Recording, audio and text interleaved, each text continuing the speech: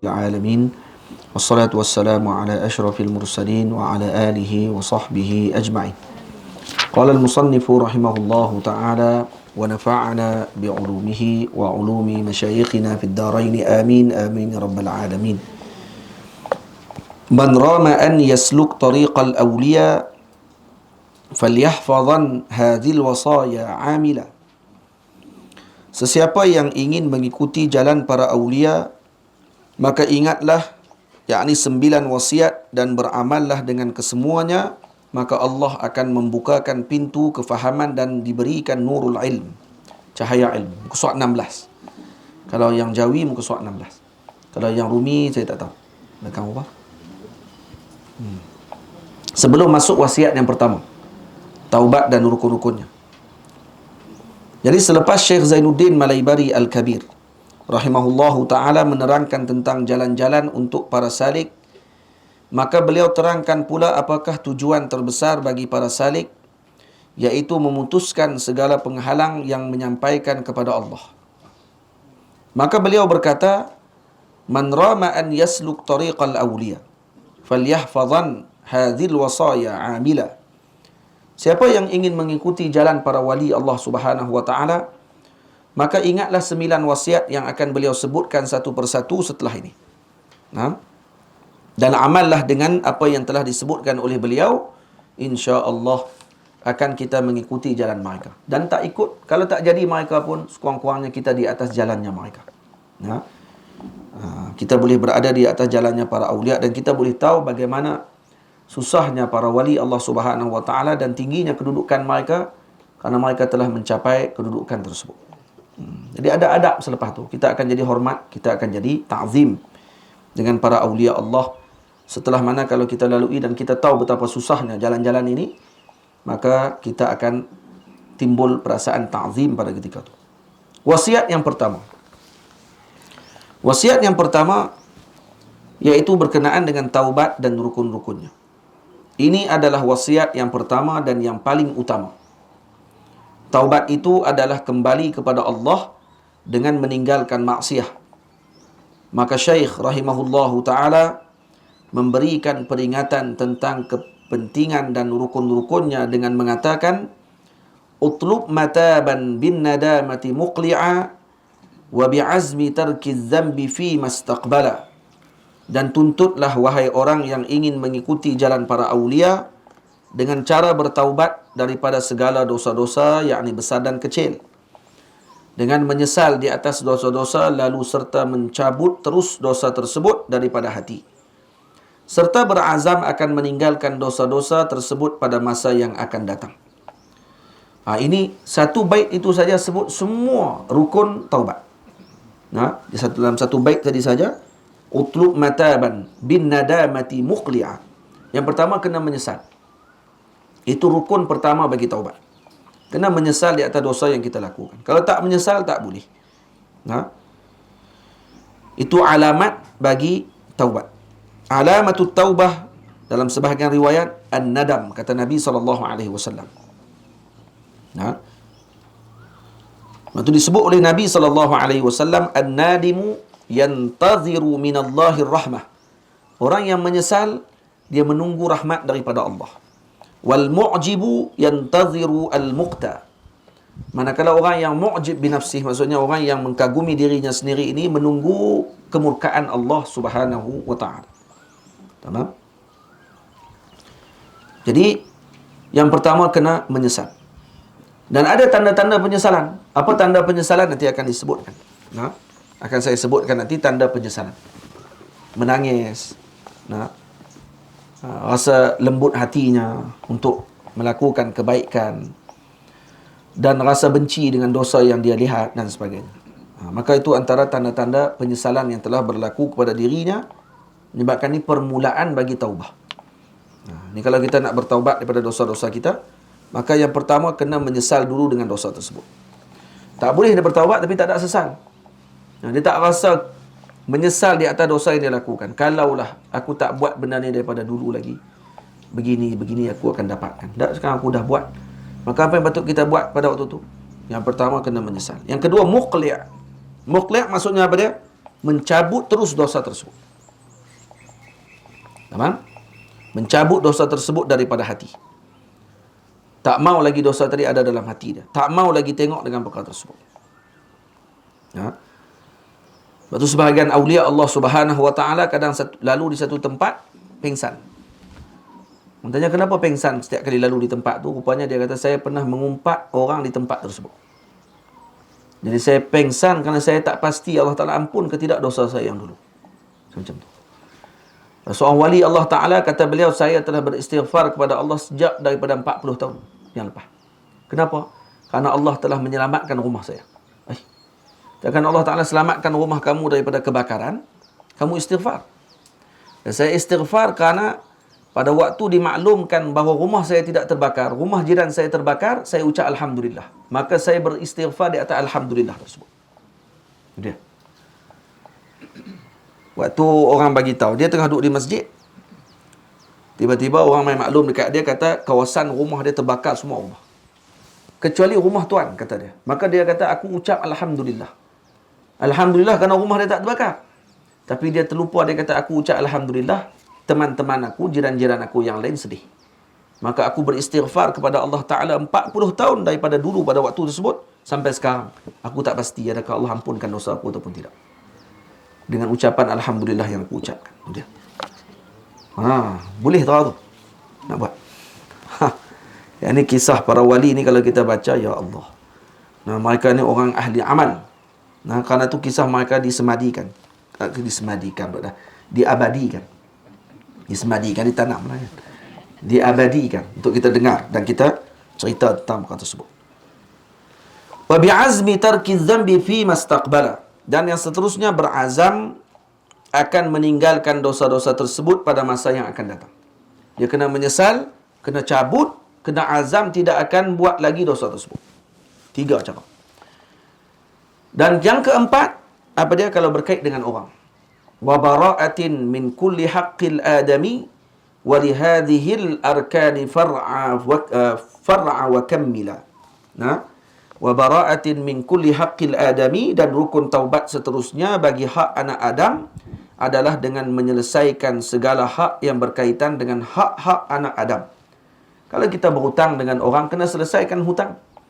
Nah, dan bila kita berhutang dengan orang, kena niat untuk bayar hutang.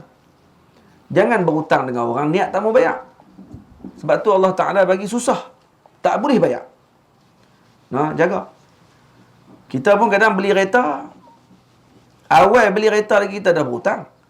Masa nak beli kereta berhutang pun dah niat dah. Boleh bayar, tak boleh bayar, buat macam mana? Beli pi. Awal lagi dah niat macam tu dah. Kita nak pergi berhutang dekat kawan kita. Kalau aku ada duit, bayar. Tak ada duit, tak bayar. Tapi bila bercakap, lembut. Bila bercakap, manis. Saya akan bayar pada waktu sekian. Saya akan bayar nanti. Memang waktu dia, buat tak tahu. Lagi hebat lagi, buat krim. Ada hutang Oi, waktu dah. Jenis tu. Waktu orang yang diberi hutang, ya, pahalanya besar. 16 kali ganda dibandingkan dengan yang bagi sedekah. Kita kalau orang meminta hutang dekat kita, dengan orang meminta sumbangan dekat kita, bagi hutang lebih tinggi pahala dia. Kenapa? Kerana biasa orang minta hutang ni dia perlu. Kecuali perangai dia memang jenis berhutang. Itu pelik dia lah. Dia panggil tabiat suka berhutang. Payah jumpa orang ni, kan dia miring. Suka berhutang lagi suka. Tak. Kalau orang yang normal, kalau dia nak minta hutang ke orang ni, melainkan dia sangat sesak pada ketika tersebut. Kalau kita bantu dia waktu tu, dia lebih besar pahala dia dibandingkan bagi sedekah. Dia bantu dia waktu tersebut. Sama? Tapi kalau kata orang yang sepatutnya menerima balik hutang tersebut, dan dia pemiutang, kalau dia tak akhirkan penerimaan hutang tersebut daripada waktu yang sepatutnya dia terima, dan wajib dia dapat pada waktu tu, tapi dia tak akhirkan, maka dia dapat pahala lain pula pada waktu tersebut. Pahala banyak ni. Atau ada beberapa benda yang sunnah, tapi pahalanya lebih besar daripada yang wajib. Antaranya benda tadi. Bukan dia wajib, sunat dia tak. Sunat dia ambil pada waktu tu. Bukan wajib. Tapi pahala dia lebih besar daripada yang wajib. Apa dia antara amalan yang perkara sunnah tapi amalan dia lebih besar daripada perkara wajib? Jawab salam. Antaranya. Jawab salam dengan bagi salam. Bagi salam wajib. Jawab salam sunat. Tapi jawab salam pahala lebih besar daripada jawab salam. Satu kali. Satu kali. Bagi salam sunat. Terbalik dah, ya Allah. Jawab salam wajib. Jawab salam wajib, bagi salam sunat. Tapi pahala bagi salam lebih besar daripada jawab salam. Boleh faham? Sebab tu kita jarang bagi salam kita ni. Pergi ke pasar tak bagi salam, jumpa orang kita kenal je. Ni tanda kiamat tuan-tuan ni. Tanda kiamat ni bagi salam kat orang kita kenal. Kita duduk kat kampung ni pun jalan tak bagi salam kat kawan-kawan kita. Orang kampung. Kita pula orang Melayu kita, kalau angkat tangan dia kira angkat tangan dia pun. Orang Mesir tak? Orang Mesir angkat tangan bagi salam kat dia. Dia akan jawab waalaikumsalam warahmatullahi. Ni saya buat kat Syekh Ali Jumaah hafizahullah, mufti Mesir. Waktu tengah dia duduk makan. Waktu tu majlis bacaan kutubus sittah, baca kitab Sahih Bukhari. Waktu tu berhenti rehat, kemudian dia masuk dalam bilik tempat rehat tu, saya yang kena layan para tetamu waktu tu. Kemudian Syekh duduk makan. Dia ambil kibdah, kuftah. Kuftah tu daging kambing, daging yang dibakar tu. Di atas faham. Atas bara. Jadi dia bawa main makan depan Syekh lah. Syekh pun ambil makan. Sambil Syekh duduk makan, Syekh duduk tengok saya. Tu saya pun bagi salam. Saya bukan bagi salam, saya angkat tangan kat Syekh. Saya angkat tangan. Lepas tu Syekh pun pegang ni, saya kata, Syekh buat keluar syair. Tempat-tempat yang makruh bagi salam. Rupanya tu bagi salam. Adat mereka tu bagi salam. Makruh bagi salam. Antaranya apa dia? Antaranya waktu azan. Orang tengah duk azan, dia bagi salam. Pak Long tengah duk azan. Allahu Akbar, kita Assalamualaikum. Bila nak jawab kan? Orang tengah duk azan. Orang tengah duk berak, tengok bagi salam. Masuk bilik ayak, bagi salam. Assalamualaikum. Tandah di RNR. Jenuh jawab ni balong tu semua tu. Tak makruh jawab salam. Tengah makan. Tengah makan ni maksud dia tengah makanan dalam mulut. Kalau makanan duduk atas hidangan, kita mai bagi salam, tak ada masalah. Ni orang tengah duduk makan. Tengah duduk makan, maksud dia makanan duduk dalam mulut, bagi salam kat dia. Sembok nanti. Kau nak kena jawab. Tak, jangan bagi salam. Orang tengah jimat. Orang tengah bersetubuh, kita pergi bagi salam kat rumah dia. Hati-hati pergi rumah orang tuan-tuan, yang dirahmati Allah. Jangan duk pergi waktu-waktu orang duk tidur, waktu orang duk berehat. Jangan kita pergi waktu tu. Tu saya minta maaf lah kalau kadang-kadang datang ke sini, tengok ada kasut tapi orang tak buka. Kadang mai waktu pukul 12 tengah hari. Saya tengah duk khailullah waktu tu. Tengah duk tidur mana saya, ya Allah tuan-tuan, tak payah cerita lah jadual saya kan. Tapi kena faham lah waktu-waktu macam tu, waktu rehat sepatutnya. Mari petang sikit. Petang sikit tak apa, insya-Allah. Saya layan elok, insya-Allah. Bahasa eloknya. Bahasa. Jaranglah Tok Guru tidur bahasa ni. Tok Guru tidur bahasa, dia mewarisi gila.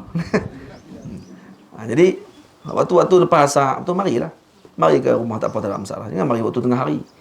Ada orang kadang kita datang rumah tetamu, kita nak bertamu dan kadang kita nak orang tersebut melayani kita pada waktu tersebut, pada waktu bila kita sampai. Kita tak rai tuan rumah. Tak rai tuan rumah sama. Kita tak jadual, ni bukannya hospital. Dan kita pula bukannya orang tua lagi pun. Saya pun bukan tua sangat pun. Kalau Tok Guru tua, mungkin dia kena letak jadual. Lepas tu ada sebagian Tok Guru tak jadual. Kerana apa? Kerana tetamu tak tahu adab. Tetamu tak kira masa. Tok Guru rehat ke, Tok Guru buat apa, dia kan kira. Yang penting aku mari. Tok Guru kena layan aku. Kalau Tok Guru tak layan, kata Tok Guru apa? Kepala otak dia. Dia ingat Tok Guru malaikat ke apa? Orang juga sama aja. Mari waktu yang sepatutnya. Mari yang waktu yang sepatutnya. Kalau kita nak minta hajat ke, nak apa-apa saja ke, kita ada hajat ke, kita nak minta tolong ke dan sebagainya, ada waktu dia. Dan saya lah, siapa-siapa pun. Saya pernah duduk di Pondok Lubuk Tapah, Tok Guru Haji lah, pukul 2 pagi, orang duduk main lagi rumah. Esok pagi dia cerita dalam majlis. Tengah duduk mengajar ni, tiba-tiba tertidur. Tok Guru tertidur. Berhenti kita pun, Tok Guru buat apa? Dia tidur. Tok Guru tua. Lepas tu Tok Guru jaga. Dia kata semalam ada orang kedua pagi baru balik, dia kata. Tu jenis tu pada agak. Jenis tak erti nak balik. Pada agak. Dia mari-mari sembang tu. Tapi kenapa Tok Guru tak halau? Kerana ra'i. Umat ni kadang dia nak duduk dengan Tok Guru ni. Dia nak duduk. Kalau boleh tu dia tak ada masa ni, tak boleh duduk ni. Duduk sungguh dia kata. Dia tak sebab tak boleh salam ni. Kalau boleh salam, aku salam dah dia kata. Kalau orang perempuan lah. Tapi dah tak ada salam, kata duduk itu lah. Duduk lama. Ni pernah berlaku pada Nabi SAW. Sayyidina Rasul waktu mula pernah berkahwin, tak silap, dengan Sayyidatina Safiyah. Malam perkahwinan tu duduk bersembang kat rumah Nabi. Nah, lepas tu Nabi mai jamu air, minum, sembang lagi. Tak reti nak balik. Lepas tu Nabi mai lagi duduk dekat dengan mereka, bagi isyarat lagi, tak faham. Sebab tak tahu. Duduk lagi. Kenapa duduk macam tu? Kenapa Nabi tak halau? Sampai turun ayat Allah Ta'ala. Allah yang tegur. Jangan menyusahkan Nabi SAW. Jangan duduk lama-lama dan sebagainya. Yang tu sampai turun ayat Allah. Kenapa Nabi tak tegur? Kerana Nabi malu pada waktu tersebut. Dan kerana Nabi segan untuk menghalau ataupun menyebabkan orang ni jauh daripada Nabi SAW. Kerana Nabi tahu, mereka main tadi kerana apa? Kerana Nabi. Kerana cinta. Tapi kadang kerana tidak ada adab pun masalah juga. Tapi kerana cinta tu melampau. Cinta sungguh. Sampai kalau boleh tak mau pisah dengan Nabi SAW. Tapi tak faham. Apa payah juga. Kawan, orang baru menikah, kita duduk pergi sembang sampai pukul 2 pagi. Tension lah kawan tu.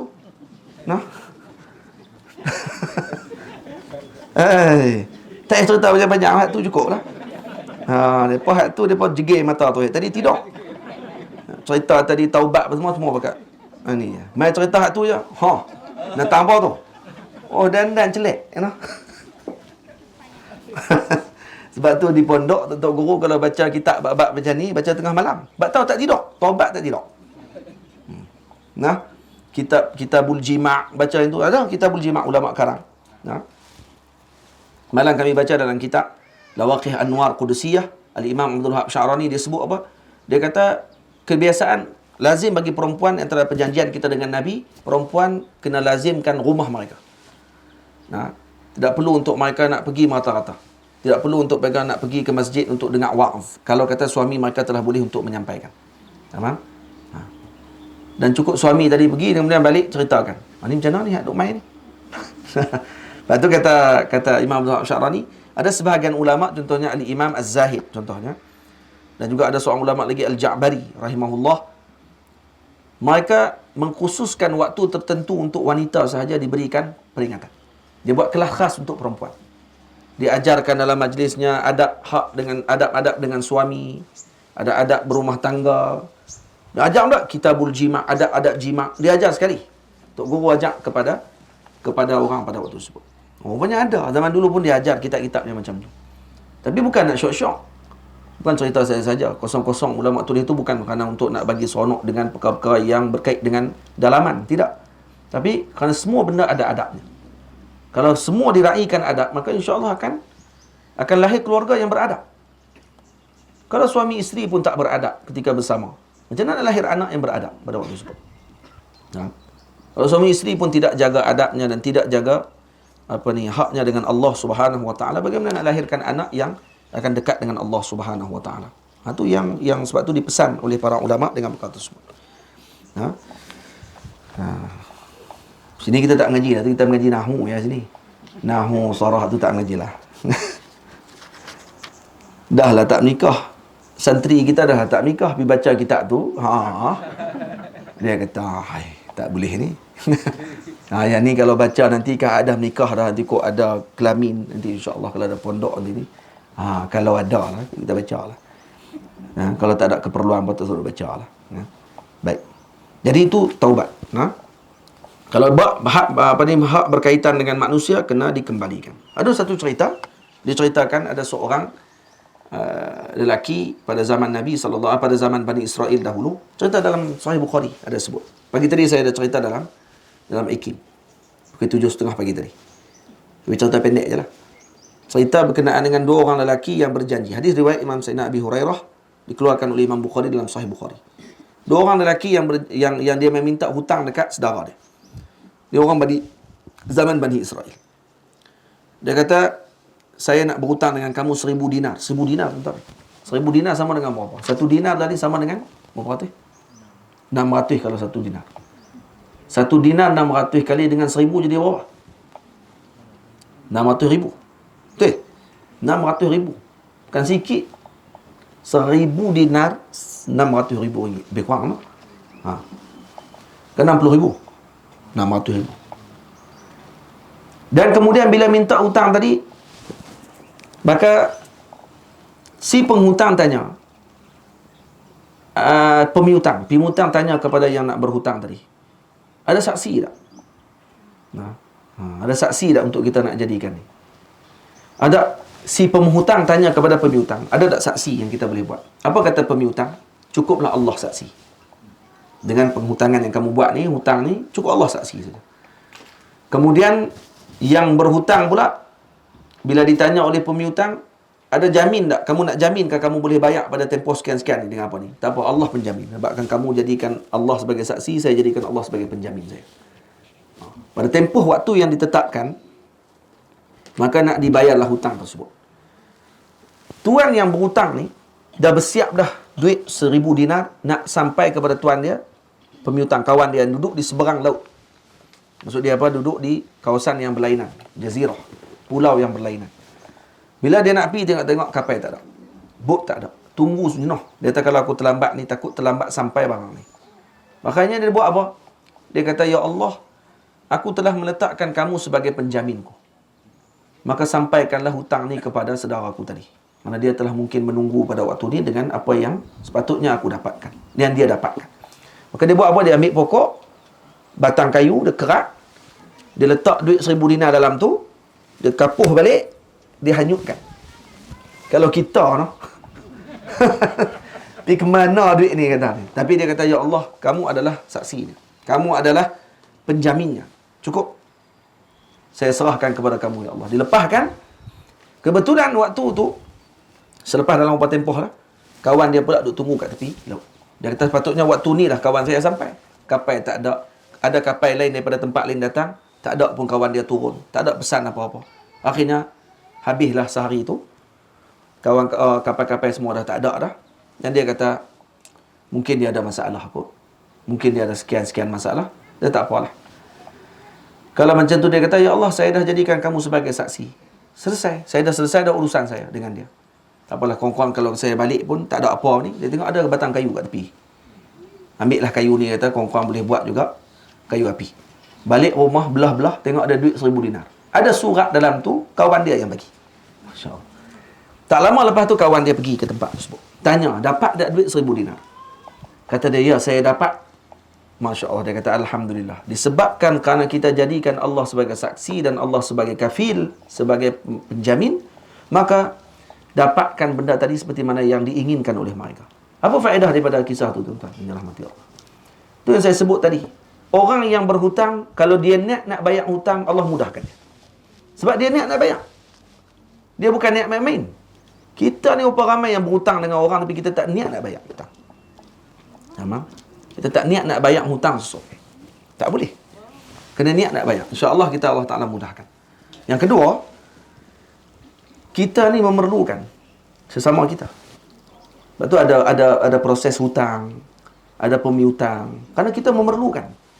Nah, sebab tu dalam ada satu ungkapan disebut, kata An-nas lin-nas. An-nasu lin-nas. Manusia ni adalah untuk manusia. Sebab tu Sayyidina Umar pernah dengar ada seorang angkat tangan, ya Allah, aku tidak memerlukan. Ya Allah, jadikan aku, ya, Allahumma ja'alni mimman la yahtaj ila ahad min khalqik. Itu dia doa dia. Ya Allah, jadikan aku orang yang tidak memerlukan kepada seorang pun di kalangan makhlukmu. Doanya tu. Allahumma ja'alni mimman la yahtaj ila ahadin minal khalq. Ya Allah, jadikan aku orang yang tidak memerlukan kepada makhluk. Apa kata Sayyidina Umar? Sayyidina Umar dengar doa tu. Sayyidina Umar kata, la araka illa an tamut. Aku tak tengok melainkan kamu kena mati je sebenarnya. Mati menyebabkan kamu tak perlu lagi kat orang. Selesai. Tengok macam mana sahabat memahami fik doa. Bagaimana nak berdoa. Jangan doa dengan sombong. Doa tu sombong tu. Saya tak perlu kepada orang, ya Allah. Oi, sombong tu. Sayyidina Umar kata, aku tak tengok melainkan kamu ni perlu mati saja. Mati saja menyebabkan kamu tak perlu lagi kepada orang. Tapi bila mati pun kena juga. Nak korek kubur. Kau pergi korek sendiri. Kamu wali tak apa, pergi korek sendiri. Bila mati bangkit sendiri, tanam sendiri, lepas tu mati balik. Macam tu. Boleh kalau jadi wali. Kamu wali apa? Nah, bila kita memerlukan, jangan kita sombong kata kita tak perlu kepada orang lain. Tapi bila kita nak bermuamalah dengan orang, dia ada perkara yang perlu kita korbankan. Setiap benda kita kena keluarkan. Zakatul ilm, ta'lim. Tu'allim nas. Zakat bagi ilmu adalah mengajarkan manusia. Tu zakat ilmu. Zakat bagi orang kaya hartanya perlu diberikan sumbangan. Zakat bagi harta dan umur kita ni adalah digunakan pada tempat yang sepatutnya. Zakat bagi jasad kita ni adalah apa? Dijalankan jasad kita ni pada tempat yang sepatutnya, yang diredai oleh Allah Subhanahu wa taala. Itu semua. Jadi kena ambil berat dengan perkara tersebut. Moga-moga Allah Taala berkati kita, amin ya rabbal alamin. Dan kita dah belajar dah ni. Minggu depan saya akan terang berkenaan dengan ayat-ayat yang banyak dan hadis yang berkenaan dengan taubat. Dan para ulama mulakan dengan taubat kerana ni adalah jalan pertama. Sebahagian ulama memulakan dengan yaqadhah, jaga dulu. Dalam kitab Al-Imamul Harawi rahimahullahu taala, Manazilus Sairin dimulakan dengan yaqadhah. Seorang kalau nak bergerak menuju kepada Allah mesti sedar dulu, tak boleh tidur.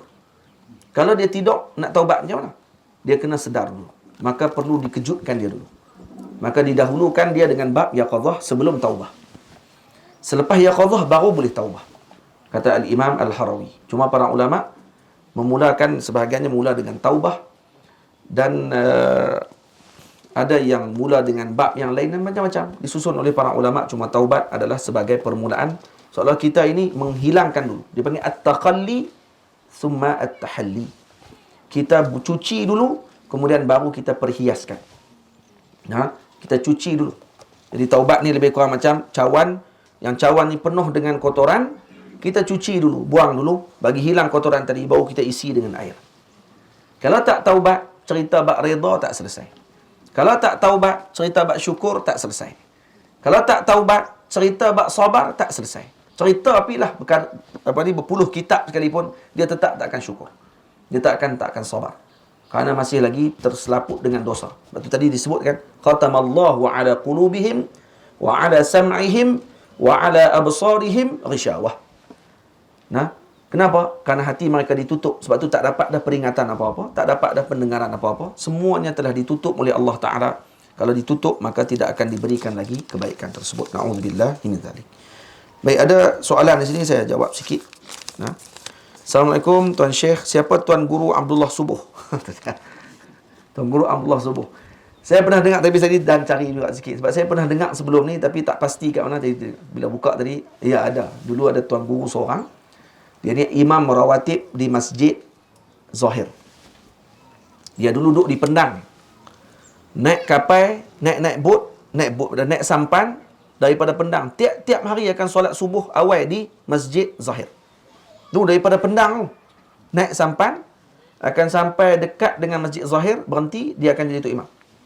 Dia panggil Syekh Abdullah Subuh, dia panggil. Sebab subuh dia mesti ada. Tuan-tuan, agak dia bertolak daripada Pendang agak-agak pukul berapa. Sebab dia tu imam rawatib. Dia imam waktu di Masjid Zahir. Dia dapat anugerah daripada Sultan pada waktu tersebut. Kerana hubungan dia tadi dengan masjid sangat akrab dan kuat dia dengan macam tu. Susah no?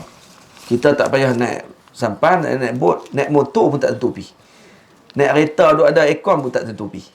Dia naik sampan tuan, sungai pula tu. Sungai Kedah waktu tu dengan boya, dengan apa semua macam-macam. Tapi dia naik pergi sembahyang subuh. Sorang-sorang dia akan pergi. Ni Syekh Abdullah Subuh. Sampai dia digelar dengan gelaran subuh tu. Syekh Abdullah Subuh. Yang kita duk tahu malaikat subuh Nyak lagi. Assalamualaikum Tuan Syekh, bagaimana cara duduk makannya Nabi dan adab ketika makannya Nabi? Cara duduk Nabi SAW makan macam mana? Macam mana nak tunjuk? Cara duduk bersimpuh. Nanti kita akan mengaji dalam Syama'il. Dalam Asy-Syamil fi Khulasatis Syama'il, kalau kata ada sempat rezeki, kita akan baca bab cara duduk Nabi ketika makan. Ada cara duduk yang Nabi makan dengan cara bersimpuh. Macam orang perempuan duduk tu, Nabi duduk bersimpuh. Kerana kata para ulama, duduk cara bersimpuh ni seluruh kita punya tulang kita berada pada kedudukannya yang asal. Yang kedua, cara duduk Nabi adalah dengan cara duduk diletakkan kaki Nabi, tapak kaki Nabi yang sebelah kiri di atas punggung dan kaki kanan Nabi dipacakkan. Duduk macam tu. Seperti para teman kita di kalangan jemaah tabligh duk tunjuk makan, cara makan tu. Tu cara makan Nabi sallallahu alaihi wasallam. Bagus. Baik, itu antara cara adab Nabi makan. Tak kira adab ketika makan lagi. Adab ketika makan macam-macam pula. Nabi makan dengan berapa jari. Nabi makan macam mana. Nabi dahulukan apa. Nah, macam mana nak mengurus atur bab makanan dan sebagainya. Ini semua nanti kita akan cerita dalam Asy-Syamil fi Khulasatis Syama'il. Nanti insya-Allah. Panjang cerita ni. Nah, adab makan saja Syekh Allahumma salli ala Sayyidina Muhammad Abdul Hamid Qudus dalam kitabnya Zakhair Qudusiyah ila ziyarati khairil bariyah diceritakan tentang adab-adab makan ketika mana dalam perjalanan kita musafir mengikut dengan sunnah Rasulullah sallallahu alaihi wasallam, panjang lebar. Panjang yang disebut dalam kitab tu. Nah, antaranya kita kalau keluar makan dengan kawan-kawan, kalau kita musafir kena seorang belanja. Kalau seorang nak belanja, biar dia belanja. Lepas tu sampai tempat lain pula, orang lain pula belanja. Jangan share duit. Share duit nanti jadi berasa hati. Tu hikmah kenapa tak payah share duit. Kita share duit seorang sikit, seorang RM10. Tak makanan atas tu, lepas tu kawan ni hentam RM20. Hak kawan ni, hak bahagian dia haram, dia pun tak dapat. Dia ni makan laju pula. Kalau pizza ada 7 slice, 8 slice, kan? Yang dia punya potong pizza tu, makan 4 orang, hak depa je 3. Hak dia tinggal berapa? Dah ada 8 ya, 3. Mai kat mana lagi satu lagi tu? Jangan kali terlepas seorang, dia tak boleh nak makan. Jadi dia akan berasa hati sebab apa? Sebab kita share duit kan. Patutnya bahagi bagi sama rata. Ni hang daging lebih, aku dia pakak jadi marah nanti. Tapi kalau dia belanja, tak kisah. Makan. Sebab dia belanja. Sebab tu kalau eloknya adab dalam makan, jangan tong duit.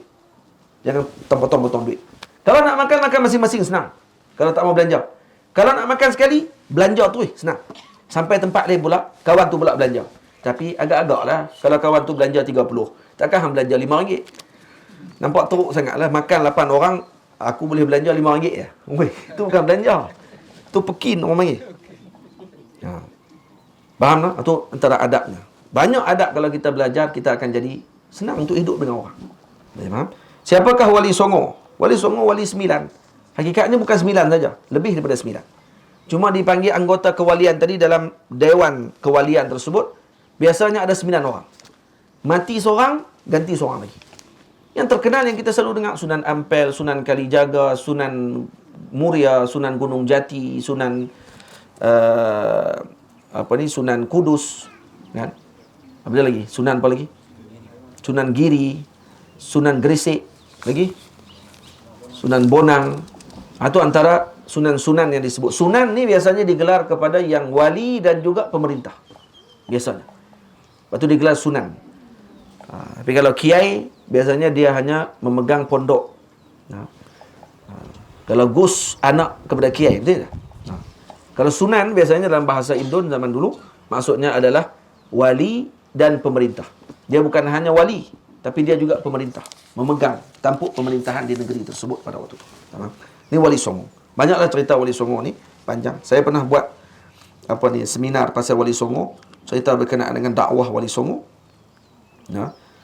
Apa yang mereka lakukan, pendidikan cara dia macam mana dan sebagainya. Saya dah pernah pergi lawat semua maqam Wali Songo di Indonesia. Dah lebih kurang 3 kali, kalau tak silap. Ada rezeki nanti kalau dah habis pandemik ni, kita pakat pergi sana insya-Allah. Jemaah Zawiyah pakat pergi ke Indonesia, kita pergi lawat maqam Wali Songo. Kalau tuan-tuan pergi ke sana tengok maqam wali-wali Songo ni, wali-wali Allah Taala di Indonesia ni sangat dijaga rapi. Hak yang cepat duk cerita kata duk buat menurun apa semua tu semua penipu je. Mana ada orang buat macam tu? Ada orang jaga. Dan ada hai'ah daripada orang panggil kerajaan Indonesia sendiri yang jaga tempat tersebut daripada berlaku benda-benda yang tak elok. Kalau terlepas benda tersebut berlaku, tu di luar daripada jangkauan. Biasanya orang pergi baca tahlil, orang baca Quran dan sebagainya, bukan nak pergi menurun. Tak ada. Saja dia buat fitnah. Kalau berlaku tu maksudnya di luar daripada jangkauan, di luar daripada pengawasan mereka. Mungkin masuk pada waktu yang bukan dijaga pada waktu tu. Tapi kalau pergi sana, kita tengok macam mana akrabnya hubungan mereka dengan para wali Allah Ta'ala.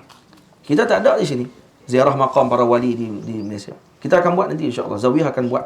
Kita akan ziarah maqam-maqam para guru, para tuan guru. Kita pergi lawat naik bah, pergi ke Baling, pergi kot Kedah ni, Pedu ni pun ada. Yang pergi Kok Pedu dulu, lawat tok-tok guru wali-wali Allah Ta'ala yang ada di sini. Kemudian pergi ke Baling, pergi ke Sik, pergi ke Allahumma salli ala Sayyidina Muhammad, Al-Ustaz. Ke belah sana, berapa banyak tok guru kita tak kenal. Kurang-kurang bila ada hubungan kita dengan para guru ni, kita pernah lawat dengan dia. Moga-moga di akhirat nanti ni, dia kenal kita insyaAllah. InsyaAllah kita akan lawat nanti. Saya ada karang kitab berkenaan dengan adab ziarah maqam para wali dan juga melawat para salihin, orang yang masih hidup. Saya ada tulis kitab tersebut. Nanti kita baca kitab tu ketika dalam perjalanan. Kalau ada rezeki kita akan pergi. Sekarang ni masih PKP lagi, masalah lagi lah. Kalau dah elok sikit nanti, sewa bah kita pergi nanti. Kena ada juga aktiviti zawiyah ni. Duk main mengaji saja, tak berjalan, tak syok juga kan. Cara tu. Dan siapa yang terakhir meninggal dunia? Allahu'alam, saya tak pastikan ni. Yang terakhir meninggal dunia, Allahu'alam. Siapakah Syekh Siti Jenar? Syekh Siti Jenar adalah rakan seperguruan para wali songo. Ramai orang kata dia salah, tapi kita berpegang dengan pandangan bahawa dia betul. Syekh Siti Jenar, ada orang kata dia berpegang dengan pahaman manunggaling kaula gusti. Maksudnya wahdatul wujud katanya. Tapi hakikatnya ada sebahagian salah faham dengan apa yang dia bawa. Dan dia pahaman dia tidak jauh daripada fahaman Al-Imam Syekhul Akbar Ibnul Arabi. Dan juga fahamannya Hallaj, yang mana mereka ini kadang disalah faham oleh sebahagian orang dengan ucapan mereka. Itu saja. Tapi mereka tidak salah. Syekh Siti Jenar juga muridnya Sunan Bonang dan seperguruan dengan Sunan Kalijaga. Dan beliau ini adalah ahlul haqiqah.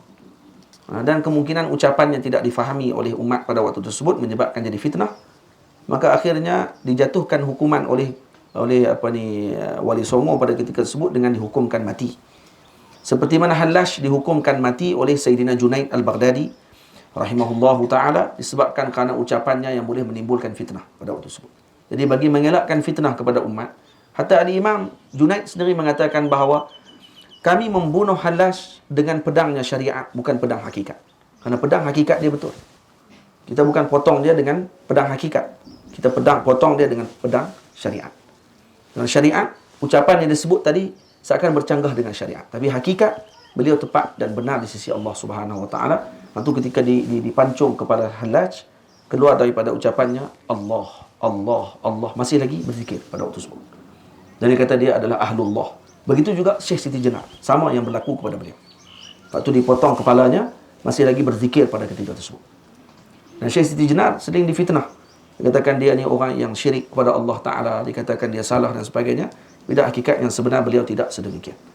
Beliau adalah ahlullah dan kita kena beradab dengan ahlullah. Kalau kita tidak jelas dan tidak faham, sebaiknya untuk kita beradab.